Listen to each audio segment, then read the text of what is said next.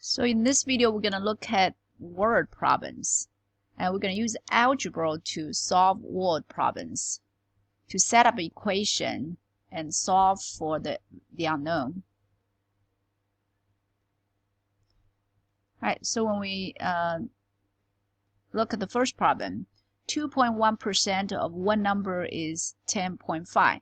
So when we do word problems, we just translate the English words to mathematical symbols.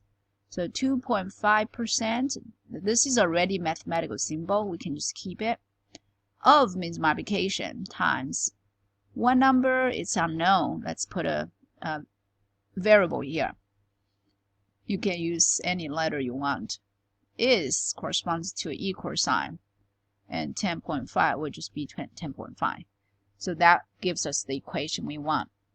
The next step is to solve for x. To make it easier to read, I'm going to put them closer because they're kind of too far. Because I want to show you how we do it word by word. But when we write down the equation, we probably want to put them closer so we can see better. And first thing we want to do is to convert 2.1% to a decimal. And we know percent means 2.1 out of 100. It's like doing 2.1 divided by 100. When we divide a number by 100, we move the decimal point to the left 2 places. So we add a 0 here so we can have 2 places to move. 1 and 2. We end up with the 0.021 times x equals 10.5. Now to get rid of the number in front of x, we just divide 0.021. And next we can cross them out and we do long division here. 10.5 divided by 0.021. And how do we divide the decimals? First of all, we have to get rid of decimal in the bottom. So we're going to move the decimal point 3 times. On the top, we only have 1 decimal place, but we have to move the decimal 3 times. So that's why we add 2 zeros. We can move 1, 2, 3 times. So after we move the decimal point, we end up with 10,500 divided by 21. Now let's do long division on that. So let's do 10,500 divided by 21. 21 does not go into 10, but it goes into 105 exactly 5 times. Because 1 times 5 is 5, 2 times 5 is 10. And then 21 goes into 0, 0 times, 0 times. So the answer would be, after we divide them, we get 500. So that's our final answer. So to solve word problems, we always translate words to symbols. And then after that, we solve the equation we have. Now, so let's look at the next one. Find the annual interest rate if $560 in interest is earned when $3,500 was invested for 2 years. Again, when you take the exam, the formula will be given. The formula says I, the interest rate, is equal to PRT, P times R times T. Now, in this formula, I means interest. And in this case, we have $560 interest. And remember, interest is always a dollar amount. Now, equals P. P means principal. That's the original money that you invest or you borrow. So in this case, we invest $3,500. So that's our principal. And R means rate. To be specific, it's interest rate, annual interest rate. And in this case, it's unknown because it says find the annual interest rate. And we don't have a number to plug in. Let's keep it. And T means time. And in this case, we have 2 years times 2. Now, so in this case, because the formula is given, all we have to do is to plug in numbers. But make sure you know the difference, distinguish between interest and interest rate. Interest rate is a percentage, but interest is a dollar amount. So now we can solve for R. And first of all, because there's a 3,500 times 2, we can go ahead and multiply them to get 7,000 times r. Now, to get rid of 7,000, we divide both sides by 7,000. So be careful. We try to get r by itself. That's why we want to get rid of 7,000, which means we got to divide both sides by 7,000, not 560. Okay, so now we got to do long division here. First of all, we can reduce this the number fraction a little bit so we can get smaller numbers to divide. Notice first we can divide both numbers by 10, so we can cross out 0. And also 7 goes into both of them, so let's divide both of them by 7. And 56 divided by 7 is 8. 700 divided by 7 is 100. And also 4 goes into both of them, so let's divide both numbers by 4. Divide by 4, we get 25. So we actually end up with 2 over 25. Let's do 2 divided by 25. Now 25 doesn't go into 2, so let's add a decimal point. Or you can say 25 goes into 2 0 times.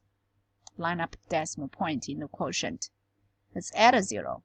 25 does not go into 20 either, so let's put a 0, another 0 here. 25 goes into 20 0 times. And let's add another 0. 25 does go into 200 8 times, because 5 times 8 is 40, and 2 times 8 is 16, plus 4 is 20. So the answer would be 2. What's 2 over 25? That's equal to, let me rewrite here, continue. So we got r equals 2 over 25, and 2 over 25 is 0.08. If we change it to percent, that's what we like to do in real life, that would be 8%. All we have to do is to move the decimal point to the right 2 times. Okay, in the last step, if you didn't want to reduce them, you just want to do 560 divided by 7,000, you can also do that. But by reducing this fraction, you can make the division part much quicker, because we end up with the smaller numbers. So all we need to do is to divide 2 by 25 instead of 560 by 7,000, which makes the long division part a little easier. So now let's look at the last problem. The owner of a pizza parlor wants to make a profit of 55% of the cost for each pizza sold. If it costs $8 to make a pizza, at what price should it be sold? Now, the formula, which will also be given, a price of a pizza will be equal to the cost plus the profit. How much it takes to make pizza and how much money do you want to make? That's the profit. Together, that should be your price. That's how we set the price.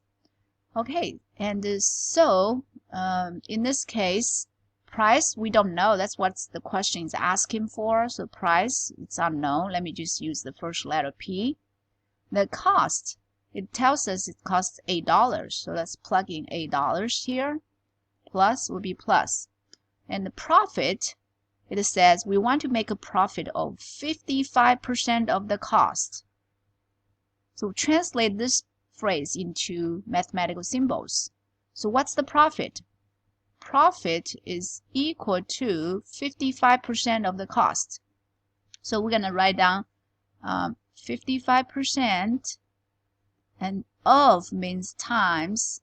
The cost is $8. We plug it in there. $8 is the cost. So we end up with this equation. Now this equation doesn't need to be solved much because P is already by itself. All we have to do is to simplify, well, add and multiply numbers.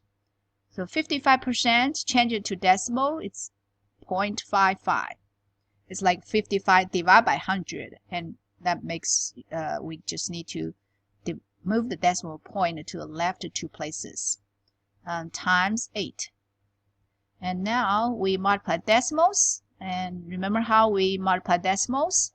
We pretend we don't have decimal, just multiply 55 and 8. So 55 times 8.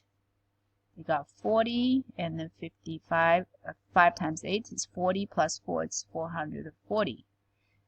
And then we put a decimal point back. There's 2 decimal places, so let's put it here. 4.4 or 4.40. Now when we add the decimals, we got to line up the decimal point, so 8 plus 4.4. 8 does not have a decimal point, which means 8.0. So when we add them, we get 4 and 12.4. And so that's the final answer. So when we do word problems, it's pretty much just translating words to symbols and then solve for the variable. In the last case, it's easier. This equation is easy to solve because p is already by itself. All we have to do is simplify the right-hand side, and we get p. The price should be $12.4.